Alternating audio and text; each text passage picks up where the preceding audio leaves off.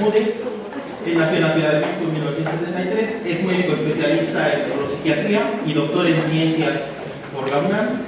Él es el jefe de la unidad de neuropsiquiatría del Instituto Nacional de Neurología y Neurocirugía de México, es profesor de la UNAM y de la Universidad La Salle, además es miembro del Sistema Nacional de Investigadores del CONACYT, y tras publicar más de 70 artículos en revistas internacionales y nacionales en el ámbito de las neurociencias, ha obtenido reconocimientos internacionales a la investigación científica en Australia, en Estados Unidos, y regularmente publica ensayos científicos y literarios en diversos medios culturales, incluyendo Variopinto, El Cultural, Confabulario, La Jornada, Dos Filos, y ha publicado la novela Paragnesia, de Editorial Sudamericana, en el 2006. En el 2007 obtuvo el reconocimiento de jóvenes creadores del FONCA, y en 2009 recibió el Premio Nacional de Bellas Artes para ensayos literarios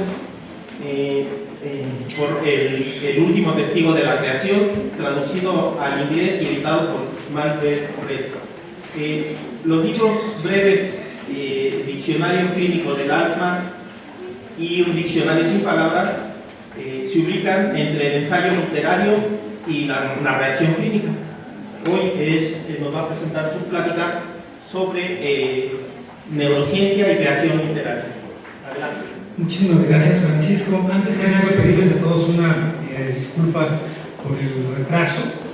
Desafortunadamente, el trastorno por déficit de atención es una condición muy refractaria, de manera que leí superficialmente que el evento era en el edificio de posgrado de la Facultad de Psicología y penosamente he cometido esta descortesía de llegar tarde en una conferencia en la cual me siento muy honrado de estar, en la cual pues quiero agradecer a los organizadores del evento, al comité científico, por haberme considerado para esta presentación, que insisto, a mí me resulta un gran honor poder presentarles a ustedes.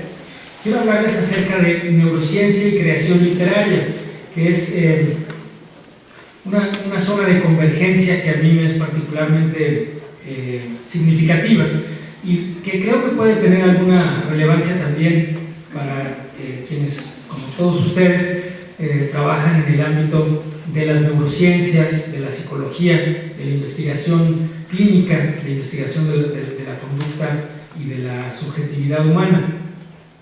Se trata de una zona que, más que presentarles una explicación neurocientífica del proceso literario, para lo cual no solo yo no estoy preparado, sino no existe todavía esa neurociencia.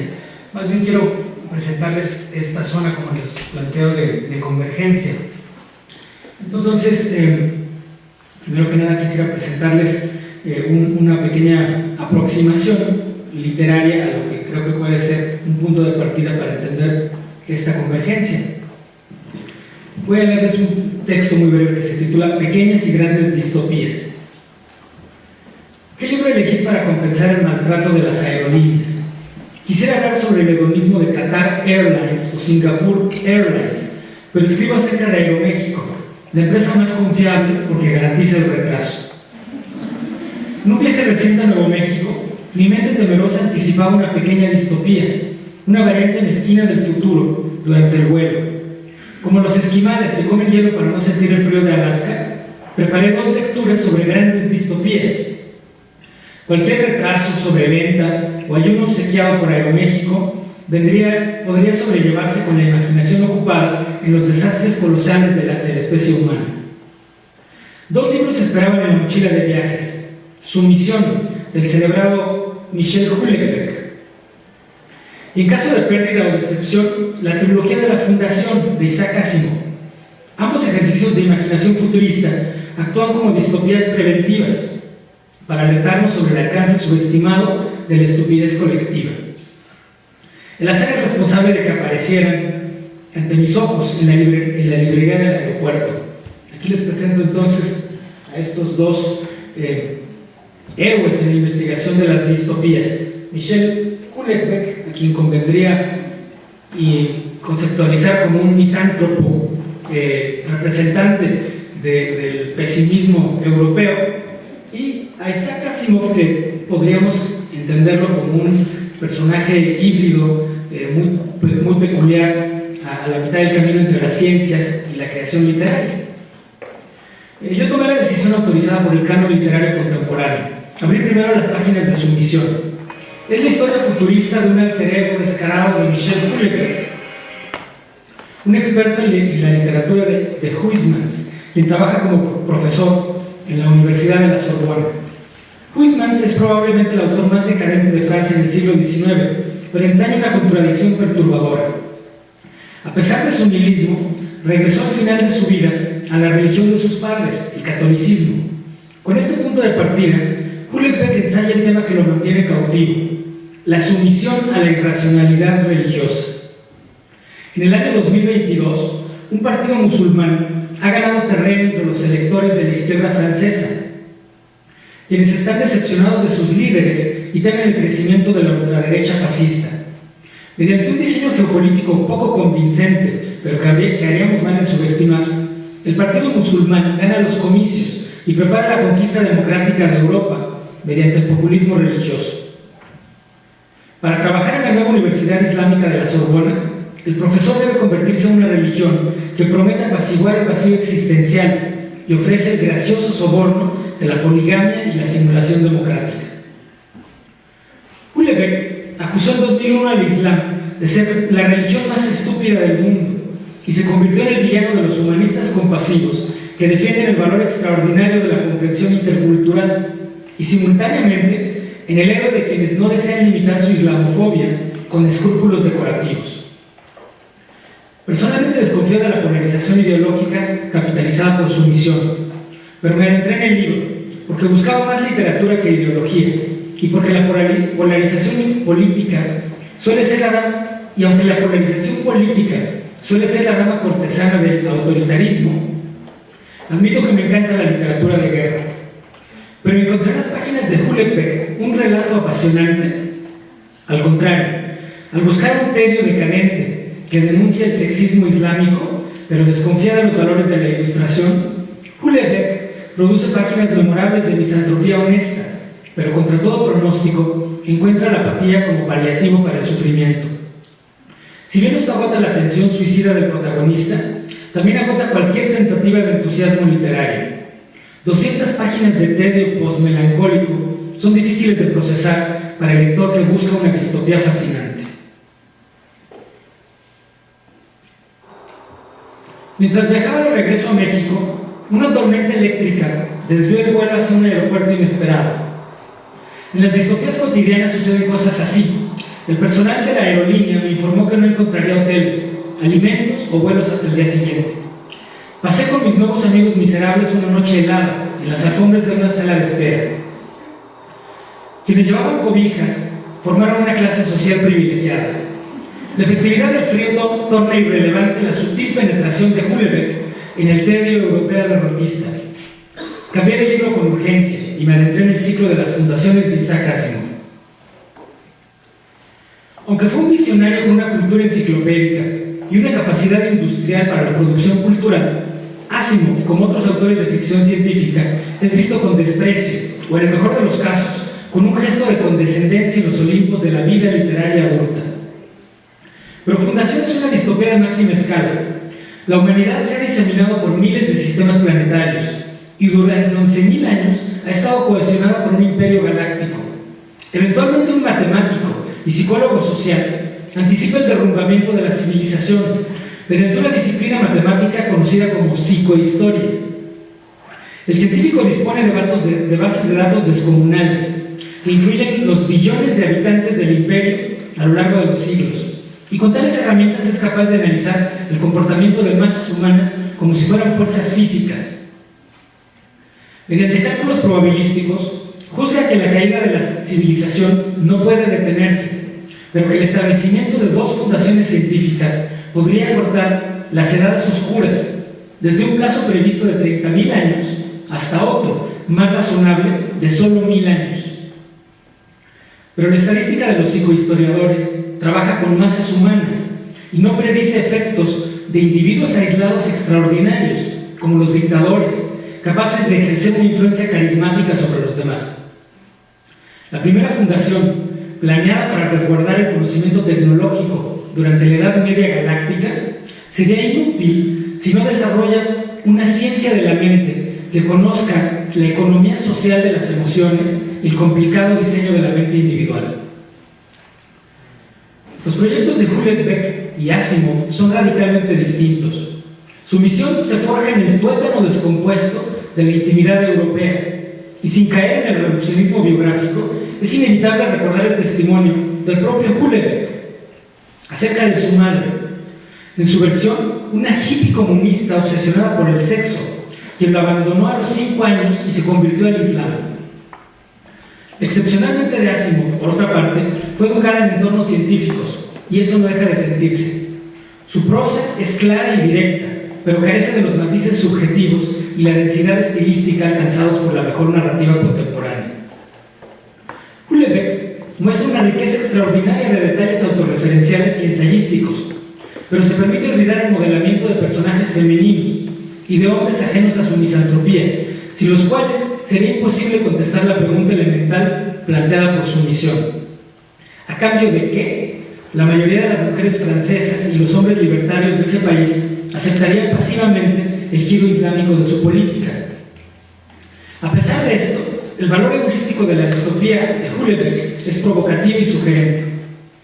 En la proyección colosal de Asimov, por otra parte, la estructura literaria, formada a base de relatos dedicados a las crisis civilizatorias de la humanidad a lo largo de los primeros 400 años de la fundación, exigía las habilidades combinadas de un historiador matemático y de un narrador más penetrante, capaz de crear en cada relato los personajes memorables que eligen el restablecimiento de la civilización o de la sumisión frente a la barbarie. Aún así, la inmersión en las 900 páginas de la trilogía resulta entretenida y estimulante. Asimov no piensa que el aburrimiento es un valor artístico.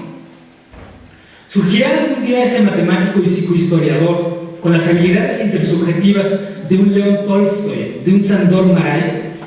Es poco probable. Mientras tanto, el debate está abierto. A veces parece imposible evitar la sumisión ante la barbarie, pero ¿podría prevenir las pequeñas o las grandes distopías? ¿Cómo amortiguar al menos el maltrato de las aerolíneas? ¿Debo hacerlo mediante las lecciones futuristas de un científico polímata o con los cuadernos reveladores de un misántropo? Bien, he querido iniciar con ese texto porque plantea un contraste entre dos versiones muy diferentes de la creación literaria. Una versión es la de Michel Houellebecq, que nace de la tradición europea del siglo XIX, que plantea una investigación muy detallada de los procesos intersubjetivos de sus personajes. Desde la perspectiva científica, podríamos decir que son estudios de caso a profundidad, estudios cualitativos de caso que surgen a veces de experiencias autobiográficas y otras veces de procesos imaginativos que siempre se nutren, por cierto, de elementos autobiográficos, pero entran en el pleno terreno de la ficción. Como dijo alguna vez un escritor colombiano, Héctor Abad Facilione, él decía que la ficción no es otra cosa más que una variante del pudor. Es decir, es muy difícil que un autor como León Tolstoy, por ejemplo, narrara sus propias aventuras románticas en las cuales transgredió las normas sociales, en las cuales transgredió sus propios valores éticos y sus parámetros de vanidad. Es más probable que lo ilustre a la manera de una mujer, que es una variación imaginativa de su propio ego, en la cual se permite explorar todo ese mundo de fantasías. Por esa razón, algunos cínicos piensan que la ficción simplemente es un recurso que se basa en sentimientos de pudor para disimular en cierta manera nuestra propia subjetividad.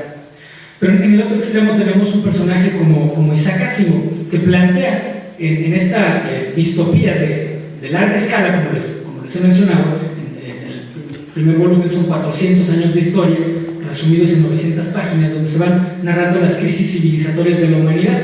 Y muy interesantemente, Asimov plantea esta ciencia estadística, la psicohistoria, que predice el comportamiento de masas humanas como si fueran fuerzas físicas, porque las bases de datos están nutridas por millones de personas a lo largo de miles de años. Entonces, imagínense ustedes el poder estadístico de esas muestras, ¿no? Sin embargo, en la novela surge un personaje que es un mutante, que tiene poderes mentales extraordinarios y que no podía ser predecido por la ciencia de la psicohistoria. Y aunque es una fantasía científica, nos pone a pensar en cuál es el valor de nuestra ciencia estadística para predecir el comportamiento de un individuo. Y ese es probablemente el sitio de intersección entre la ciencia y la literatura. En el terreno científico, pues los procesos cognitivos o los estados mentales que son probablemente más relevantes tienen que ver con este tipo de mecanismos que les planteo aquí.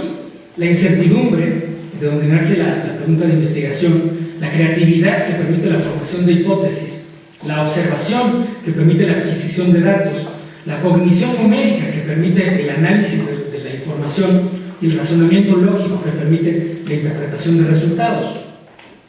Interesantemente, en el mundo de la ciencia, tenemos este tipo de jerarquías de evidencia científica que no están exentas de tener cierta sesgo político, probablemente. En el punto, digamos, más sublime de la ciencia, se plantean siempre las revisiones sistemáticas, los ensayos clínicos controlados, y conforme vamos entrando a las zonas donde se considera que hay menor evidencia, entramos precisamente al mundo de los reportes de caso y las series de caso, que son herramientas pues enormemente subestimadas por la epidemiología clínica de nuestros tiempos.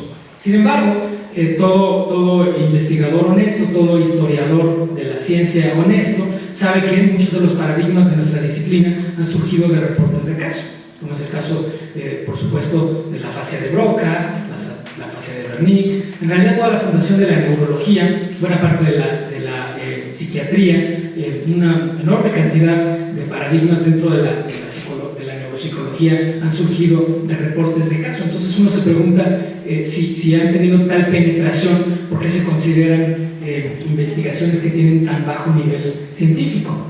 En algunos diseños, por ejemplo, ni siquiera aparecen estos son estudios de casos y controles, pero no aparecen los reportes de caso. Es decir, la ciencia de la individualidad ha sido invisibilizada de nuestros esquemas epistemológicos. Y ese es probablemente el punto de intersección, o el punto que plantea la enorme complementariedad entre la ciencia y la literatura. Mi hipótesis es que el conocimiento obtenido mediante la creatividad literaria es complementario en muchos sentidos del conocimiento obtenido mediante la investigación científica. Por ejemplo, la literatura realiza una exploración en profundidad de la intersubjetividad humana.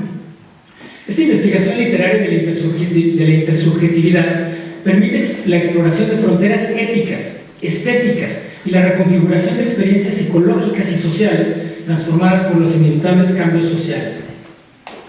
Así tenemos planteamientos como, por ejemplo, los del filósofo Richard Rorty en Estados Unidos, que plantea que en muchas ocasiones la literatura, mediante esta exploración imaginativa de estados mentales, se anticipa en buena medida los cambios sociales que sucederán después. Por ejemplo, la exploración de personajes femeninos como Ana Karenina, como Madame Bovary y otros personajes paradigmáticos que tienen sus orígenes probablemente en el siglo XVIII, en el siglo XIX en Europa, son ancestros directos de todos los movimientos de derechos de las mujeres, de movimientos sociales muy relevantes como el movimiento de las sufragistas y toda la actual filosofía de equidad de género. Y lo mismo podemos plantear acerca de las cuestiones de los derechos raciales. Habitualmente hay experimentos literarios que funcionan, por así decirlo, como sondas que investigan estas posibles zonas de frontera éticas e intersubjetivas que permiten con el tiempo el desarrollo de una conciencia colectiva que a su vez se traduce en cambios sociales. Esta hipótesis es muy atractiva porque plantea un movimiento que proviene desde la observación profunda de estos grandes autores, el desarrollo de diseños intersubjetivos o estos experimentos intersubjetivos que son las creaciones literarias y el impacto que estos tienen a nivel social en la formulación de parámetros éticos, normas sociales o incluso legislaciones en el más largo plazo. Aquí, por ejemplo, podemos ir viendo la evolución del estudio de la subjetividad femenina. Interesantemente, León Tolstoy y Flaubert hacen estas investigaciones que hoy en día, en mi opinión, pues están de alguna manera, llegan a su quintesencia en trabajos como el de Doris Lessing, el cuaderno dorado. Italo Calvino, el gran autor italiano del siglo XX, decía que la vida se parece a la literatura y que hay dos grandes géneros literarios en el teatro clásico: la tragedia, que trata acerca de la imposibilidad de la muerte, y la comedia, que trata acerca de la continuidad de la vida. Pero Italo Calvino no puede visitar a cada uno de nosotros para decirnos si nuestra vida personal será una tragedia o una comedia, o qué clase de combinación de género será. Entonces, en el contexto de la investigación neurocientífica, nos encontramos con historias de vida que forman relatos que se encuentran muy cerca de la creación literaria. Así les presento este relato que yo incluí en algún libro de mi autoría. Lo titulé Alegría ciega y les presento nada más un fragmento. Dice: mientras converso con mi maestro de neuroanatomía sobre la desconcertante realidad humana de nuestros pacientes, me cuenta su experiencia del día. La señora Carmen presentaba un problema de ceguera debido a un tumor que lesionaba las vías visuales del cerebro y ponía en peligro su vida. A pesar de eso, ella manifestaba también un estado de euforia patológica conocido en el ambiente clínico como moria, un efecto jocoso y despreocupado. Al informarle que un tumor cerebral ponía en riesgo su vida, la respuesta fue una risotada. Se trataba de una noticia estupenda, nos dijo. El tumor cerebral fue extirpado cuidadosamente. El éxito quirúrgico fue rotundo. A la mañana siguiente, me relata el maestro Sergio Gómez Yata, mientras dirijo la visita médica y me aproximo a la paciente, confirmo que ha recuperado la vista, ya es capaz de ver. Y sin embargo, con su nueva vista me identifica. Observa mi credencial colgando de la bata, reconoce mi nombre y luego estira las manos. Se incorpora violentamente para ahorcarme y ante mi retirada cae de nuevo en la cama y rompe en llanto, destrozada, mientras confiesa algo inexplicable. Súbitamente es infeliz. Son este tipo de variaciones en la narrativa individual que pues nos presentan una vez más la mirada irónica de Italo Calvino, ¿no? que nos mira en esta frontera entre la ternura y el sarcasmo, ¿no? donde nos pregunta y a la vez nos plantea si nuestra vida está dando un giro hacia la comedia o está dando un giro hacia la tragedia, ¿no? Es lo que realmente nunca sabemos, ¿no? ¿Cómo podemos adivinar nuestro futuro? Probablemente esta es la pregunta que atormenta a la humanidad desde siempre y que plantea el origen de la filosofía, el origen de la religión, el origen de la ciencia y ciertamente el origen de la literatura. Todos sabemos que en la antigüedad precientífica surgieron métodos adivinatorios capaces de seducir la mente de muchos escépticos del presente, métodos astrológicos, numerológicos, oráculos. En las culturas grecorromanas, los presagios de la naturaleza podían definir incluso decisiones políticas o militares. ¿Y cuántos de nosotros hemos consultado alguna vez cualquiera de estos métodos mágicos? El horóscopo, el tarot, el I Ching, la baraja española. ¿Cuántos de nosotros depositamos en la fe lo que no encontramos en la razón? ¿Cuántos de nosotros, yo me atrevería a extender la cuestión, confiamos en las herramientas de la estadística para predecir el futuro y nos inscribimos dentro de esta gran corriente de modelamiento de la información que representa una corriente económica formidable, ¿no? en toda la actual economía de los Big Data? ¿Y cuántos de nosotros confiamos más bien en nuestras corazonadas o en sistemas mágicos? Aquí tenemos, por ejemplo, uno de los primeros sistemas de adivinación, el I Ching, cuya origen se pierde en el pasado mítico de la cultura china. Este libro, el I Ching, o libro de los cambios, realmente se encuentra en una encrucijada donde no se han diferenciado la poesía, la filosofía, la literatura y lo que era la ciencia de su momento. Aquí, por ejemplo, se encuentra un hexagrama, que es el hexagrama del andariego, y está formado por imágenes, es un lenguaje ideográfico, como ustedes saben. y este lenguaje ideográfico por un método de adivinación permite predecir el futuro. Por supuesto, esto para quien tenga el pensamiento mágico y crea que es así. Sin embargo, en todo caso, es un formidable libro de filosofía, de sabiduría, que fue consultado en su momento por los grandes sabios del siglo VI como Confucio y Lao Tse. Y es muy interesante ver que en estas estructuras se encuentran ya los orígenes de lo que será, de alguna manera, la diversidad de disciplinas intelectuales a las que nos dedicamos, ¿no? En el I Ching convergen intuiciones poéticas, creación literaria, reflexión filosófica o predicción científica, en diferentes niveles de rudimento cada uno de ellos. De hecho, lo mismo podemos decir de prácticamente todos los libros canónicos y sagrados de la antigüedad. Pero nosotros hemos elegido el camino de la ciencia, ¿no? Parece que escogimos el camino que plantea Isaac Asimov en su ambicioso proyecto de predecir las crisis civilizatorias de la humanidad, ¿no? Y de alguna manera luchamos contra la incertidumbre de nuestras propias vidas, contra la incertidumbre de nuestros pacientes, contra la incertidumbre de sus familiares, contra la incertidumbre de la sociedad. Algunos de ustedes estarán metidos en proyectos de psicología social y les interesa pues los terribles problemas que vivimos todos los días, ¿no? ¿Cuándo terminarán los feminicidios? ¿Cuándo terminará la violencia de género? ¿Cuándo terminarán los espantosos actos de racismo que todavía animan los debates presidenciales en la nación más civilizada del mundo? Entonces la ciencia nos da una capacidad de predicción sin precedentes. Personalmente me dedico, como algunos de ustedes saben y con quienes tengo el placer de colaborar, a las ciencias clínicas. En particular, estas ciencias surgen de experiencias que se presentan en el día a día en la práctica. Por ejemplo, aquí el caso de una mujer de la sexta década de la vida que llega con un diagnóstico de una demencia frontotemporal. Lleva un año aproximadamente en una conducta que ha sido diagnosticada como síndrome apático, como síndrome frontal medial. Está prácticamente mutista, con una asinesia muy marcada y una disminución pues muy importante de toda su actividad voluntaria. Sin embargo, tiene el antecedente de episodios de hipomanía y depresión, ha tenido variaciones circadianas de la cognición.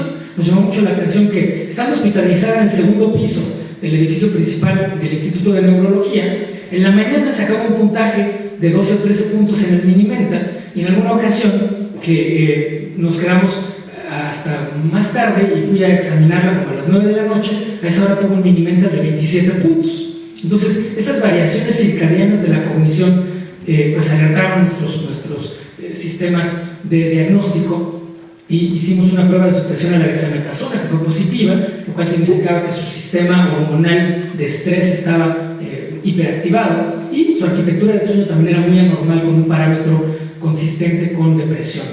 Hicimos una prueba terapéutica con electroterapia, y esta persona que llevaba un año en un estado de aparente demencia frontotemporal se convirtió en una mujer que por cierto era enfermera, y durante su estancia en el servicio de neuropsiquiatría donde yo trabajo, se convirtió de la noche a la mañana en una enfermera hipercapaz. Se despertaba primero que nadie, en la mañana se ponía a hacer yoga, luego invitaba a todos los pacientes a hacer gimnasia psicofísica más o menos a las 6 de la mañana, después tendía todas las camas, y de hecho las enfermeras del servicio estaban muy enojadas con ella porque estaba alterando y haciendo una disrupción de todas las rutinas clínicas del servicio. Pero ella presentaba este tipo de imágenes que son lesiones hiperintensas que aparentemente no tienen ningún significado y que difícilmente capturarían la imaginación de un narrador, de un poeta o de un filósofo. Son observaciones que hacemos en el ámbito clínico. Y son precisamente estos procesos de análisis matemático, esta convergencia entre adquisición y análisis de datos con herramientas matemáticas, las que nos permiten establecer que, de hecho, estas lesiones que presenta esta paciente son semejantes a las de otras personas que tienen condiciones similares. Y mediante herramientas de análisis de datos, herramientas informáticas para analizar datos adquiridos mediante resonancia magnética nuclear, pues podemos saber que estas lesiones de hecho se localizan en tractos límbicos que permiten predecir que las lesiones disrumpen estas regiones que conocemos como circuito de Yakovlev dentro de lo que es el cerebro emocional. Entonces quiero plantear que este tipo de información que nos presenta el análisis de datos a la manera de estos psicohistoriadores, de estos científicos que utilizan herramientas estadísticas y de cognición numérica, ciertamente representan un avance muy significativo con respecto al tipo de conocimiento que nos provee la literatura, la narrativa y otro tipo de herramientas intelectuales. Sin embargo, durante el ejercicio de la praxis, algunos casos pueden ubicarse claramente dentro de nuestros sistemas científicos de coordenadas. Otros casos, sin embargo, se encuentran en los márgenes, donde son mayores los niveles de incertidumbre. Estos casos marginales provocan estados de conciencia inéditos en el clínico, pensamientos divergentes, hipótesis científicas, meditaciones filosóficas, experiencias estéticas incluso, o cuestionamientos éticos. Esto me refiero, por supuesto, a los clínicos que tienen abiertos los ojos y que quieren saber, ¿no? También hay clínicos que simplemente tomarán la decisión de convertir lo desconocido en algo conocido, reducirlo al paradigma más parecido y de esa manera oscurecer en realidad pues, todos los conocimientos inéditos que se basan en experiencias de casos que en realidad apenas entran en nuestro territorio de conocimiento. Estos casos marginales pueden originar investigaciones científicas, pero también ejercicios literarios que toman la forma de textos híbridos a la mitad del camino entre la narración clínica y el ensayo literario. Así que es muy interesante que en el surgimiento de nuestras disciplinas, de las disciplinas de las ciencias clínicas, ha habido en prácticamente todos los ámbitos, en el campo de la psiquiatría, en el campo de la neurología, en el campo de la neuropsicología o en campos aledaños como el psicoanálisis, el surgimiento de estos relatos y ensayos como la ciencia romántica de Alexander Luria, como los relatos paradigmáticos de los fundadores de la psicología dinámica del siglo XX, ¿no? Adler, Jung, por supuesto Sigmund Freud, como los textos fundacionales de la neurología de la conducta, ¿no? Que han llegado a popularizarse con trabajos como los de Antonio Damasio o de Oliver Sacks, y con una serie de narraciones clínicas que representan de alguna manera o bien casos paradigmáticos o bien casos de excepción que ponen nuestros sistemas cognitivos en estado de emergencia y en estado de alerta. A esto es a lo que yo he llamado los testimonios del acto de pensar, un acto que corresponde mucho al tipo de trabajo que nosotros hacemos, que es un trabajo clínico. Es un tipo de pensamiento clínico que tenemos todos los días y que en este caso el ejercicio literario simplemente consiste en ponerlo en palabras. Yo he tratado de hacer esto por medio de diferentes trabajos clínicos literarios que me voy a permitir platicar con ustedes en los próximos minutos que quedan de mi presentación y que han sido ejercicios literarios donde he tratado de buscar esta convergencia entre ciencia y literatura. Este libro, por ejemplo, el breve diccionario clínico del alma, fue un proyecto que se gestó a lo largo pues, de más de una década con digamos, la colección de casos clínicos que a mi particular subjetividad habían puesto, como les decía, en estado de emergencia.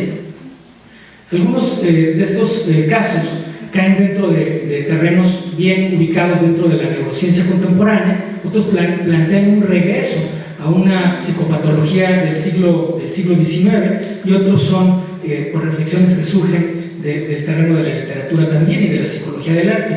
Por ejemplo, este caso que se llama El último testigo de la creación es un caso de una persona que tiene un síndrome de Charles-Bonnet, pero que tiene capacidades imaginativas muy marcadas, de manera que en sus procesos de alucinación hay una convergencia entre fenómenos voluntarios de creación de imágenes y fenómenos involuntarios. Esta persona, por ejemplo, es un biólogo muy inteligente y con una amplia cultura, tiene procesos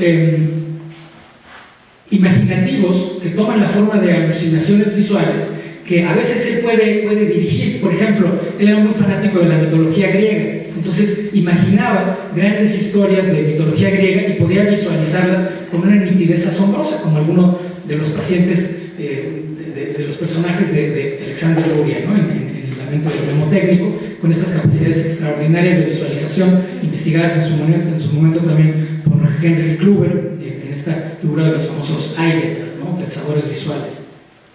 Pero lo interesante es que cuando este paciente tiene crisis de pánico, estas imágenes salen de su control y se transforman en imágenes aterradoras que ya no logra controlar. Y sus mecanismos para desvanecer estas imágenes son muy peculiares. Por ejemplo, tiene que poner estas imágenes detrás, tiene que imaginar como si se encontraran estas imágenes en un teatro, y entonces cerrar el telón, y después de que cierre el telón, como que van desapareciendo, se van desvaneciendo lentamente estas imágenes.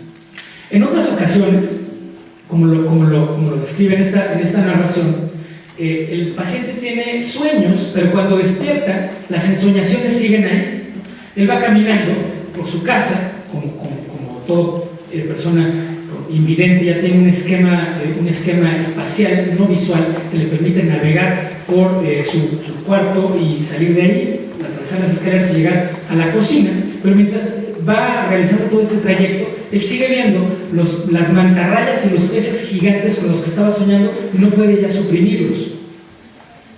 Este tipo de experiencias nos plantean, por supuesto, los procesos los mecanismos voluntarios e involuntarios de la creación artística. Y en ese sentido me parece que tiene un amplio valor heurístico. Por supuesto, la convergencia entre estas exploraciones literarias y la ciencia pues es un tema que interesa mucho, no solo a mí, sino a muchos de mis colegas con los que trabajo, ¿no? Esta es una investigación, por ejemplo, sobre el síndrome de Charles Bonnet, y aquí hay algunos de los casos que anima esta investigación y que pues, son casos donde convergen mecanismos muy interesantes.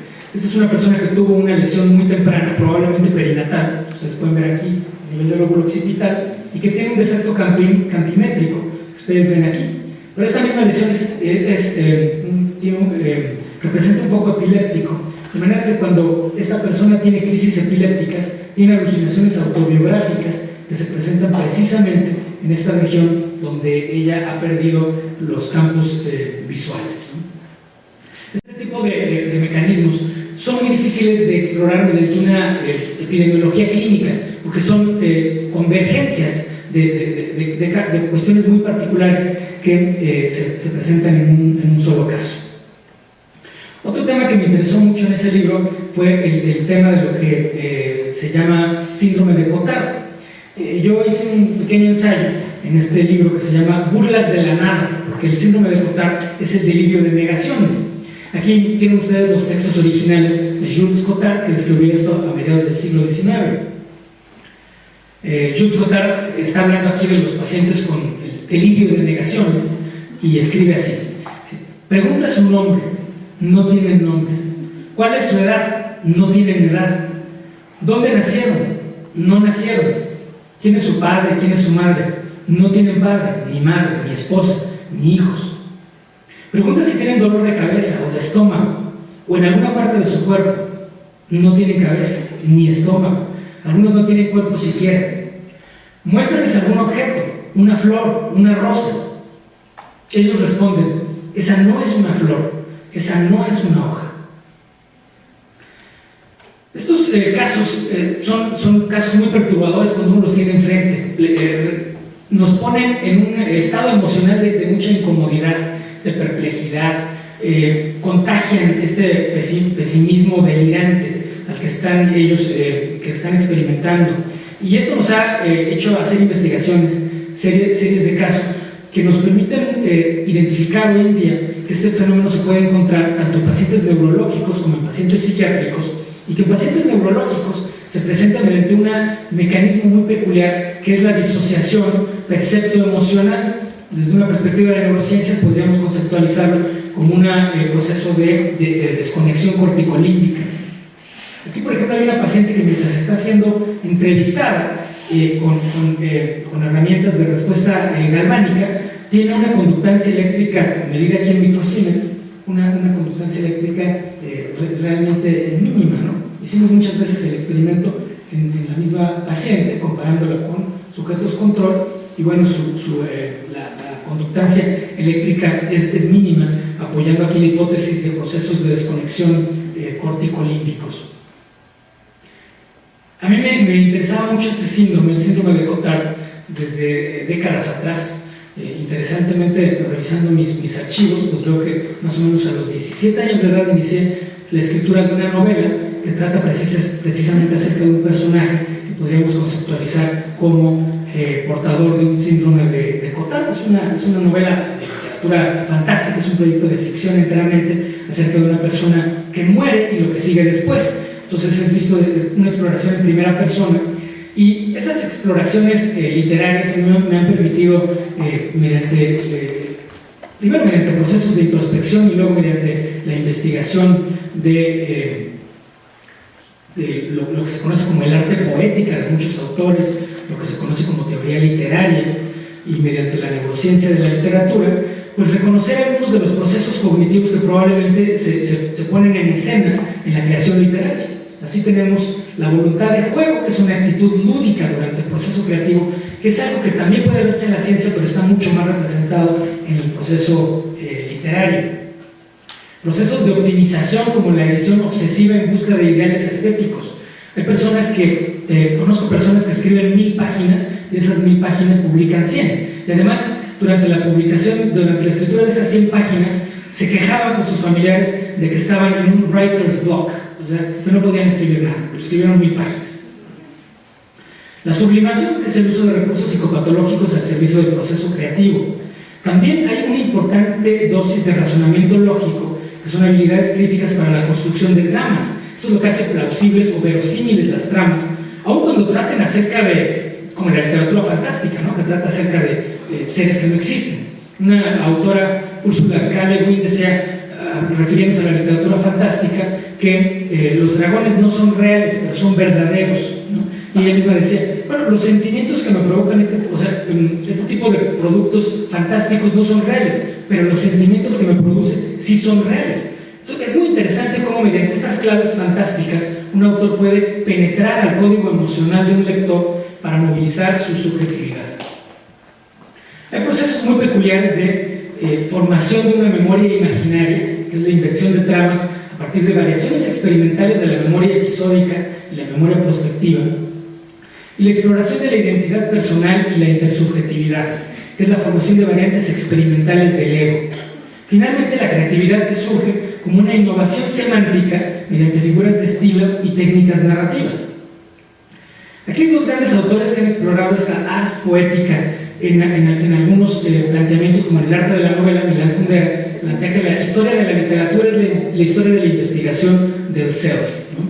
Que en los momentos fundacionales de la historia humana, el self trata de ser capturado mediante la tercera persona. Entonces tenemos la mitología del héroe, narraciones en tercera persona sobre un personaje ejemplar que hizo cosas extraordinarias. Pero a medida que la literatura se desarrolla, se va generando esta exploración de la subjetividad que hace un vuelco hacia la primera persona y que llega a su máximo grado de desarrollo en creaciones como Marcel Proust o James Joyce, que dice Kundera, es como si hubieran puesto un micrófono en el pensamiento del paciente y nos permitieran ver mediante un microscopio portentoso los procesos de asociación de ideas que se dan en el flujo de conciencia. Italo Calvino, por otra parte, nos plantea una arte poética completamente diferente. Él hace aquí en su libro 6 propuestas para el próximo milenio, planteamientos acerca de lo que solo la literatura puede darnos y ninguna otra disciplina. Y él plantea diferentes mecanismos que podrían estudiarse para los fines de una investigación neuropsicológica. Bueno, finalmente termino con el proyecto que me ha ocupado en los últimos años, que es un ensayo, es otra vez un juego literario que se encuentra a la mitad del camino entre un ensayo clínico y una narración. Está organizada mediante una bitácora que trata de revelar mediante un mecanismo literario estos procesos de subjetividad donde el ensayo y la narración convergen. Me explico. En este libro hay algunos capítulos que son, capítulos que son 3 o 4 páginas para narrar un mes o un año entero. En cambio, hay capítulos de 10 o 20 páginas que son para narrar un minuto, ¿no? Porque en un minuto podemos tener una proliferación extraordinaria de ideas, fugas a la fantasía, pensamientos divergentes, mecanismos de formación de hipótesis, y esto he tratado de poner en palabras mediante estos procesos.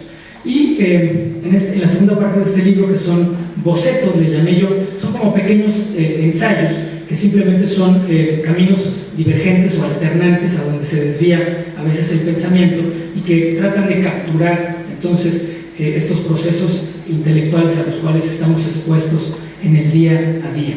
Pero sobre todo en este proyecto he tratado de poner en palabras también los estados de conciencia del clínico que atiende, personas que tienen problemas extraordinarios y donde la subjetividad del clínico alterna entre un estado que yo he llamado aquí de ilusiones positivas, ilusiones de control, donde tratamos de precisamente predecir y controlar el destino de nuestros pacientes con herramientas científicas o con fugas a la fantasía, con maniobras autoritarias, como ustedes quieran, donde de una u otra manera tratamos nosotros de pensar que tenemos el control de lo que está sucediendo en la práctica clínica.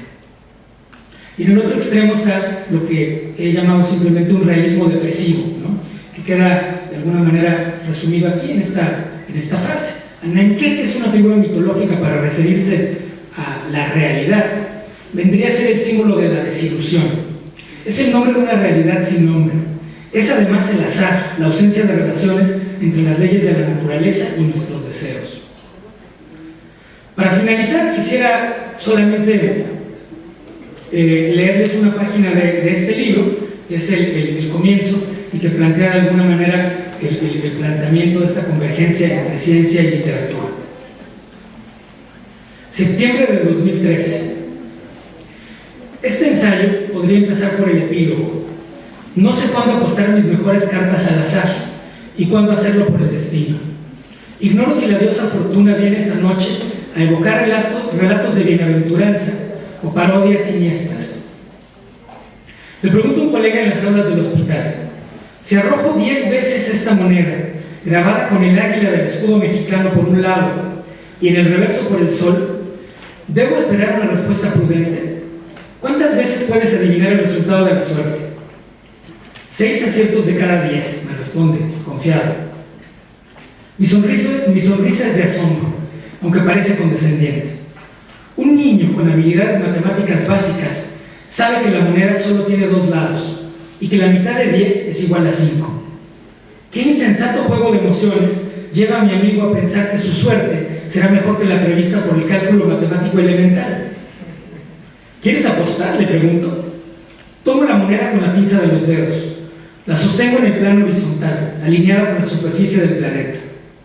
Ahora el pulgar aplica la fuerza y la técnica. Así se obtiene el azar. Para lanzar el objeto giratorio 1 metro por encima de mí. Atrapo el signo metálico y muestro la cara vencedora. El rostro del apostador se ilumina velozmente en un gesto de alegría. Repito el experimento hasta alcanzar 10 ensayos. ¿Cómo se encuentra ahora el semblante de mi colega? ¿Ha triunfado al derrotar a la fortuna en este juego frívolo? ¿Se decepciona al encontrar su lugar promedio en el mapa estadístico del mundo? Con eso termino mi presentación. Muchas gracias.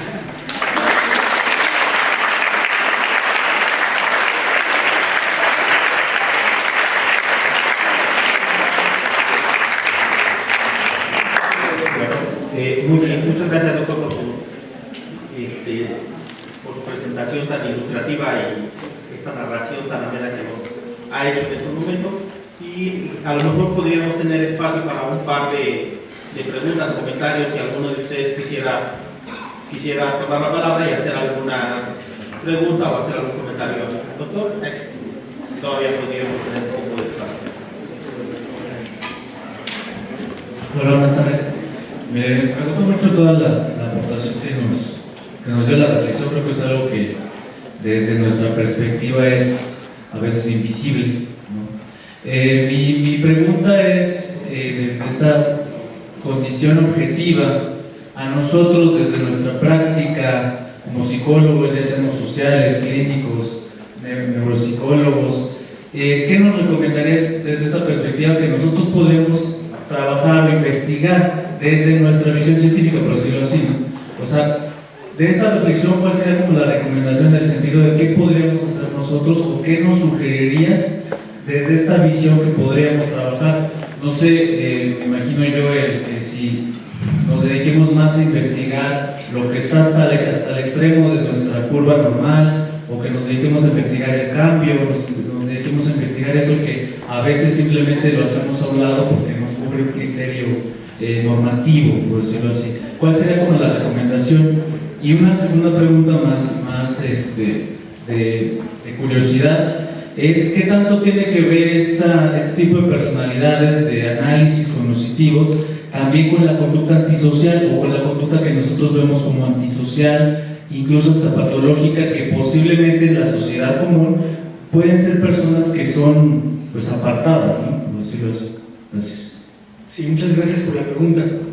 En general, mi recomendación sería estar alertas ante ambas circunstancias, ¿no? Es decir, lo que se encuentra en el centro de nuestros cánones, de nuestros paradigmas, es la zona donde tenemos un mayor margen de predicción y mayores niveles de certeza. Son las zonas donde nosotros hacemos investigaciones con herramientas matemáticas muy poderosas, y creo que ese camino, el camino, digamos, de la ciencia canónica, pues es el que nos da el camino más importante para la investigación y el desarrollo del conocimiento. Sin embargo, yo insisto en que en los márgenes se encuentran casos atípicos, fenómenos de excepción y demás, que pueden ser muy interesantes también para transformar nuestros paradigmas, ¿no? Si no se hubiera fijado en eso en su momento Paul Broca, si no se hubiera fijado en su momento Charcot en ese tipo de situaciones, no hubiera habido el surgimiento de nuevos paradigmas. Entonces creo que nuestro interés por el conocimiento no debe centrarse únicamente en la zona central de los fenómenos que investigamos, sino también en estos fenómenos que se encuentran en los márgenes. Por otra parte, pienso que eso obliga a desarrollar diferentes tipos de habilidades cognitivas, que son habilidades científicas también.